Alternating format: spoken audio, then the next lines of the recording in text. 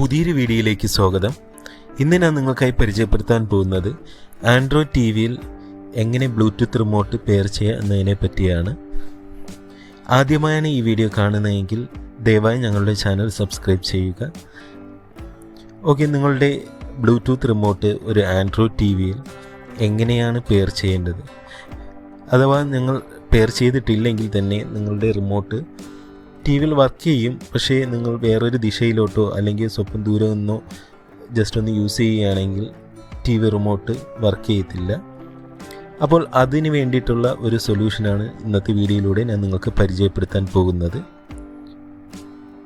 Okay, ആദ്യം നിങ്ങൾ T വിയിൽ തന്നെ ഹോം പേജ് എന്നുള്ളൊരു ഓപ്ഷൻ ക്ലിക്ക് ചെയ്യുക. ഓക്കെ, ഹോം പേജിൽ തന്നെ സെറ്റിങ്സിൽ കയറുക.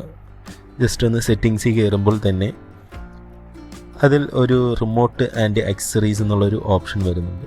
അതിൽ പെയർ ആക്സസറീസ് എന്നുള്ളൊരു ഓപ്ഷൻ വരുന്നുണ്ട്. ജസ്റ്റ് ഒന്ന് അതിലൊന്ന് ക്ലിക്ക് ചെയ്യുക. അപ്പം സെർച്ചിങ് ഫോർ ആക്സസറീസ് എന്ന് പറഞ്ഞ് കാണിക്കും. അപ്പം നമ്മുടെ റിമോട്ട് പെയർ ചെയ്യാൻ വേണ്ടിയിട്ട് തന്നെ അതിലൊരു 2 ബട്ടൺ പറയുന്നുണ്ട്. അതിലൊന്ന് ലോങ് പ്രസ് ചെയ്യാൻ അദ്ദേഹത്തിൽ തന്നെ പറയുന്നുണ്ട്.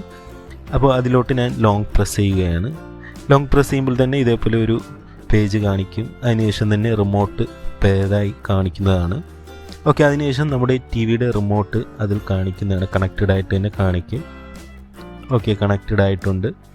അതിനുശേഷം നിങ്ങൾക്ക് റിമോട്ട് ഏത് ദിശയിൽ വെച്ച് തന്നെ ഇപ്പോൾ നിങ്ങൾക്ക് യൂസ് ചെയ്യാൻ പറ്റുന്നതാണ്. ഇപ്പോൾ നിങ്ങൾക്ക് അടുത്തുള്ള ഇപ്പോൾ ഇരുന്നത് പോലും നിങ്ങൾക്ക് ഇപ്പോൾ ടി വി റിമോട്ട് യൂസ് ചെയ്യാൻ പറ്റുന്നതാണ്.